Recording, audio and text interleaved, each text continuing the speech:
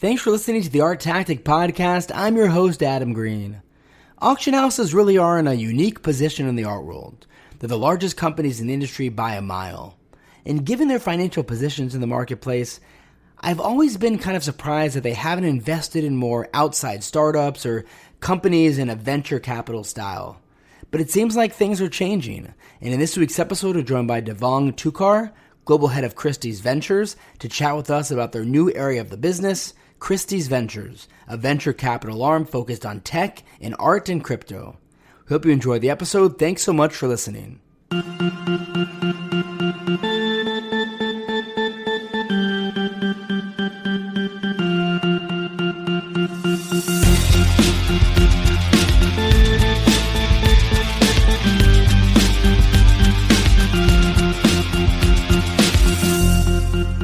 Devang, thanks so much for joining us.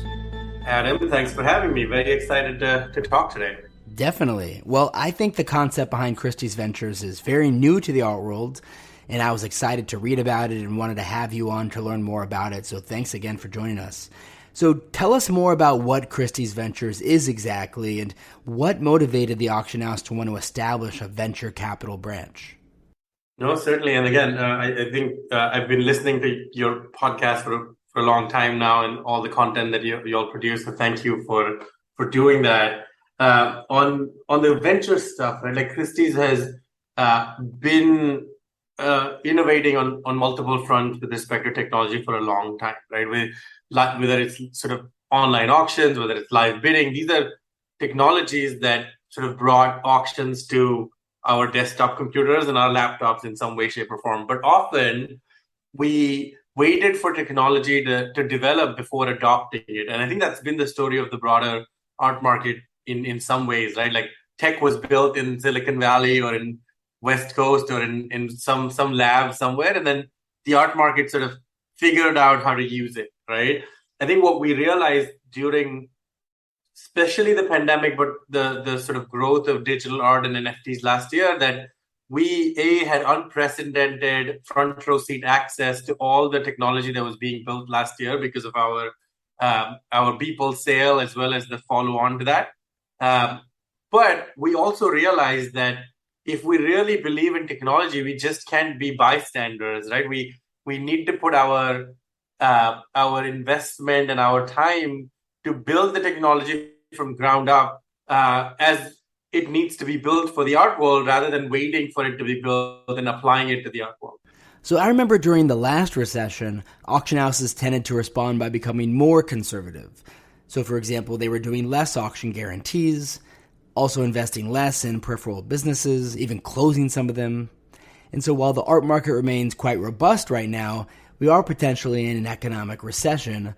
How would you describe Christie's mindset now regarding exploring different types of opportunities and investments, even in this uncertain economic climate? No, great question. I think for us, again, going back to my previous response, I think what we've realized is like innovation is a key pillar for Christie's. It's one of our top values, if you may. And what we've realized is that regardless of the business cycle, like if it's a recession, it's an inflationary cycle, tech continues to be the driver of change for business, regardless of the industry we live in today, right? If you take an example, between 2007 and 2017, the art market doubled, quote unquote, right? In terms of like publicly available numbers, it went from like 30 odd billion to 60 odd billion in value. The key tech thing that happened despite a recessionary cycle for the first half of that was the iPhone, right? And the iPhone made communication via tools such as Instagram and Pinterest so much more possible for a visual world like ours that it made it easy for people globally to communicate about art.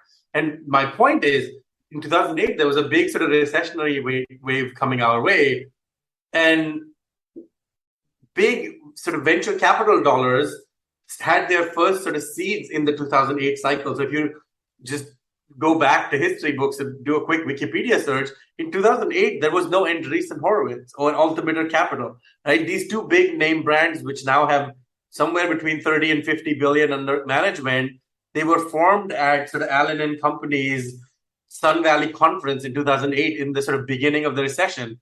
So the 2 points that come to my mind is a recessionary cycle definitely has seeds of innovation and tech in there, and new tech is built during that cycle. And capital that is well deployed during that cycle can truly sort of change the game for both the return perspective, but also for the tech itself. So I think the time is right for us. And hence, despite these sort of recessionary sort of waves or signals coming our way, we think that investing technology is still the right bet for us. And how do you think Christie's can actually leverage its experience, its expertise, and even its brand in the art market so your investments are more than purely financial for these companies? Certainly. I think the big thing for us is like over the last 250 years or so of operation, Christie's has developed sort of deep insight of the high net worth individual market overall, and like art buying, art selling, luxury overall. And I think as founders and tech companies sort of try to understand how to bring their products to the market, sort of the understanding of that niche group of art collectors is quite important, right? So in addition to bringing capital, we bring that understanding to the table, right? So for example, we held our fifth Art and Tech Summit in New York in July. And I'll just use a couple examples to answer your question. This was a very closely curated group of 300 or so people, out of which we had some potential portfolio company CEOs, we had sort of the big tech companies represented, but we also had top collectors in the audience, right? So that access to the art collecting audience and the tech savvy audience is only coming through Christie's. You know, we are one of those few brands that can convene such a powerful group together for 2 days. And through that, some of the founders that we work with were able to sort of interact with people from Microsoft or Adobe or Meta, as well as meet some of the top collectors and discuss what are the investments that need to happen in this sort of cycle in technology. And basically through dialogues such like that, we allow our founders to have insights into sort of the market that they normally wouldn't have access to. So I think that's what we bring to the table. Like our brand is able to convene very neutrally a broad spectrum of people in one place. Along with that, we also have some pretty heavy-hitting colleagues at Christie's, right? Some very experienced colleagues that you've covered in the past or we've heard from in the past. Starting with the top, our CEO, Guillaume Cerruti, is very sort of tech-savvy and quite innovative. And this is one of his sort of projects like he's personally behind. So Guillaume's support goes a long way at Christie's, and I've seen him personally sort of spend time with some of the tech founders that we had at the summit. So I think that's the level of access we're talking about. I hope that answers the questions for your audience. Yeah, absolutely. And so we've seen auction houses, Christie's included, embrace the sale of NFTs in the past year and a half or so, but the market is still in a very nascent stage. What are some areas of how NFTs are collected that you feel can be improved so it can mature as a collectible? No, certainly. I think you're absolutely right. I think last year was basically year one of NFTs, even though NFTs had been traded a little before, like CryptoPunks from 2017 or 18 onwards. I think last year was really the first year of people buying and thinking of NFTs as actual collecting collectibles and collecting NFTs. I think that from a venture point of view and the way I see this space evolving, there's a lot of work that still needs to happen for how audiences are onboarded onto this space, right? So my mom, and I regard my mom as like reasonably tech savvy. She knows her way around a phone and a computer.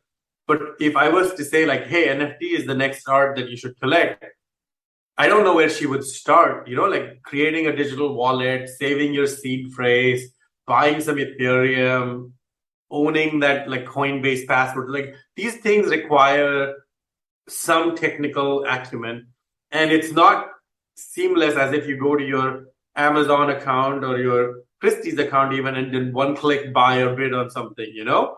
I think a lot of focus over the next year or two will be how can we make generally buying digital assets and digital ownership of currencies and assets easier for the mass audiences. And I think everyone from sort of Time Magazine to to Coinbase are trying to figure out a way to do that. I think from a venture perspective, it's nice because we can see who are some of the founders that are investing in that level of seamlessness, right? Like who's creating the next Amazon of the space. And so regardless of whether the next 3 years are recessionary or not, companies like Amazon or Bloomberg for this market are going to come out as winners, right? The folks that are building broad platforms for digital art and NFTs. So we look for who are some of those founders that are building easy on-ramps for customers. And that applies directly to the Christie's customer base because our clients want to know how can they make it easy for them to onboard into this new way of buying art, right? And so we're sort of solving that for our existing clients as well. On the other hand, if we think about the more traditional art world, which has a reputation for lagging when it comes to technology, what do you think are some important areas that can be improved or innovated, perhaps by a third-party company you would like to invest in? Yeah, certainly. I think the last year and sort of the evolution of NFTs has been a training ground for both sides. And by that, I mean, it's been a training ground for early stage collectors because now they have affordable digital art or digital art that they can actually buy and collect and learn what collecting means. But then on the flip side, it's also been a learning ground for traditional collectors who wanted to learn like cutting edge technology, right? So we're seeing people who used to traditionally buy sort of from auctions or galleries. For the first time, they like set up a digital wallet and they bought a CryptoPunk or a Beeple piece, like those things train people in a new technology. And my general feeling for the traditional market, to answer your second question, I think there's still a lot of sort of where do I begin and where is the transparency of the data, right? Like some of the things that you in your firm have been trying to solve, quite important. Like how do we bring transparency to the traditional art market, right? Like while auction records are public, some of the primary market data, not so much, right? And so how do I really create a liquid market where there is information access for the purpose of investing and collecting? I think companies who are building, using my example of Bloomberg, right? Someone who's building the Bloomberg terminal for the art market will be quite interesting to watch, Yeah, I would love to see something like that. Let's make it happen. And I think kind of the ethos of ArtTactic in some ways, the very fundamental data-driven, content-driven push to discovering like what to collect and what to buy. So I feel that, that model, even through sort of the 90s and 2000s, despite sort of the Japanese crash and then the 2000 crash, Bloomberg still came out as a winner, right? So I feel that there is a Bloomberg of the art market somewhere in the making. And finally, I wanted to ask you about your first investment as a part of Christies Ventures. It was in a startup called Layer Zero Labs. Tell us about them and why you decided to invest. Again, if I take anything that I've said, like in the last few points, I think the main area of focus for me as someone who's looking at ventures for Christie is sort of picks and shovels, right? So if you want to know what I mean by picks and shovels, is basically in the gold rush, right? Everyone's heard this story. People went to dig for gold, but the real people who made the returns were the people who made the picks and shovels, right? So in our market, in this sort of this gold rush, whether you call the digital age the gold rush, or if you call the sort of NFTs the gold rush, who are some of the companies that are building pure infrastructure projects that will stand the test of the different business cycles? So Layer Zero Labs, for example, is a company based in Vancouver, Canada, that's building sort of fundamental technology that allows clients to move assets between one blockchain and another, or one sort of protocol to another. And my thesis here is today there's like, if you go to Coinbase, there is a few hundred, if not thousands of different tokens and blockchains. As we go through the sort of next 18 to 24 months, either through just pure unit economics or through regulation, maybe there'll be 20 to 30 blockchains, not 200 to 300, and users will need ways to move assets between one and the other. They're not just going to vanish, So technology like Layer Zero Labs allows people to manage their assets efficiently between different parts of this economy. And I think regardless of what happens to the economy, these assets or these picks and shovels will be quite useful. So that was our thesis in investing.